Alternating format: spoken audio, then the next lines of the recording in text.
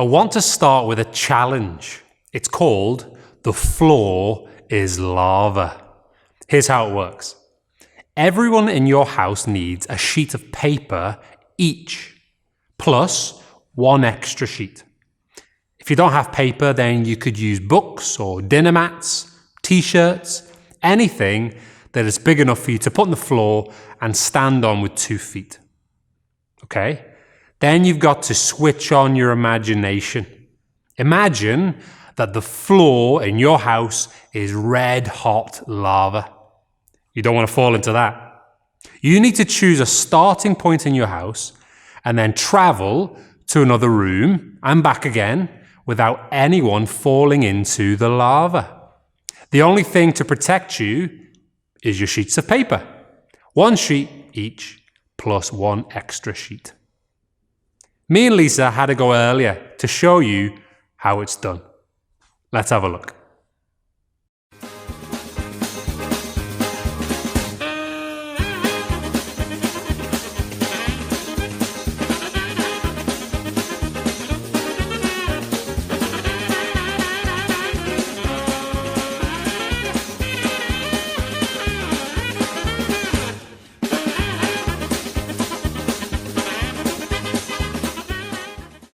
Okay, are you ready to give it a go? Pause the video and start the Floor is Lava challenge in 3, 2, 1, now. Are you back? How did you get on? Did anyone fall in?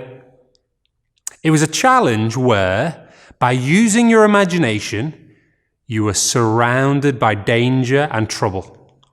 And if someone falls in, you could pretend to offer help and rescue.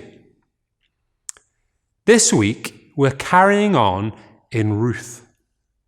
And unlike the floor is lava, Naomi and Ruth aren't in the middle of a game or a challenge.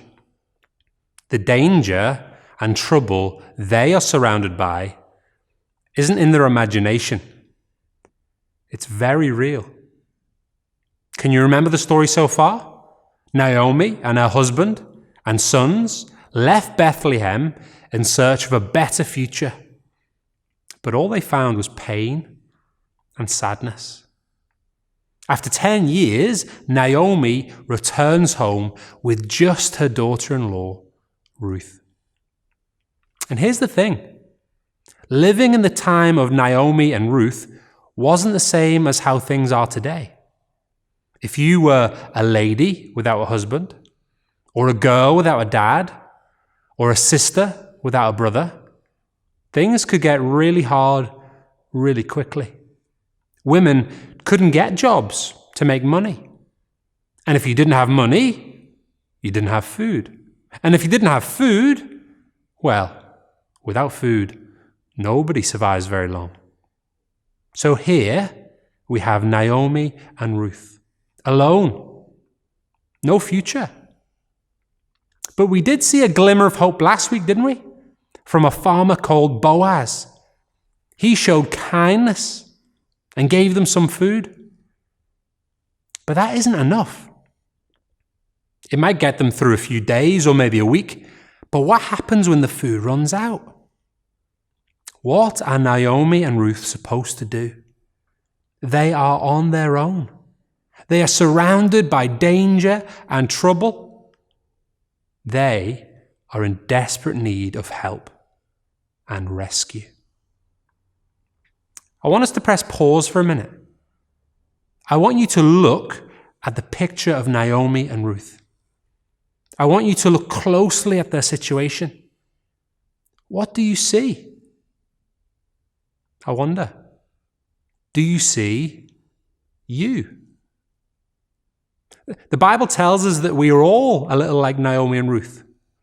We are all surrounded by danger and trouble. It's not that we don't have enough money or that we don't have enough food, although I know for some that might be a real worry.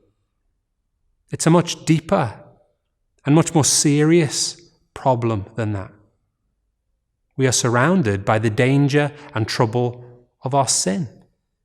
Our sin has left us separated from our Father God, leaving us like orphans and widows, alone, having to look after ourselves.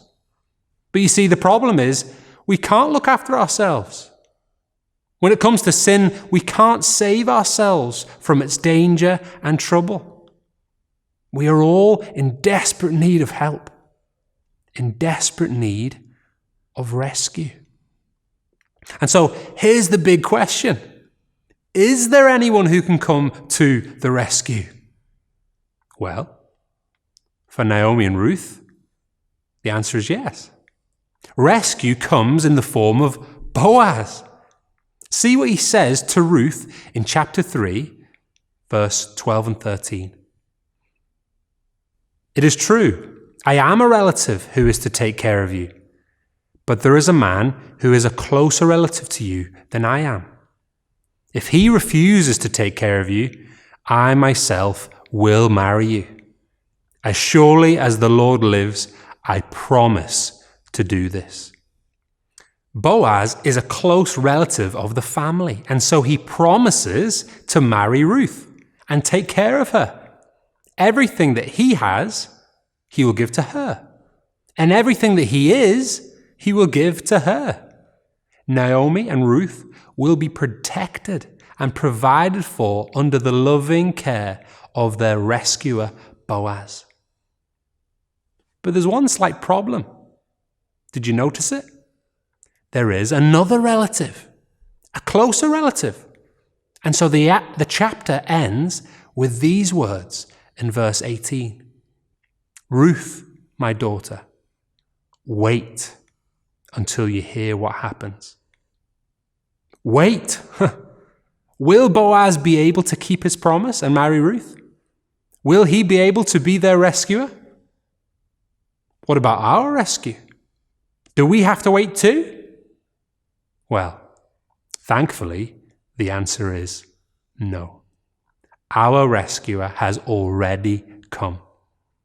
Jesus died on the cross to rescue us from the danger and trouble of our sin. And so today, if you trust in him, everything that he has, he will give to you. Everything that he is, he will give to you. You will be protected and provided for under the loving care of the greatest rescuer, Jesus. Let's finish by praying together. Dear Father God, please help me see the danger and trouble that my sin causes. Please help me see that I need rescue. Thank you that I don't have to wait for rescue because Jesus has already come. Help me to trust in him and him alone. Amen. I think there is a song that fits perfectly with what we've been just thinking about. It's one of my favorites, and I hope you enjoy it too. Let's sing together, Rescuer.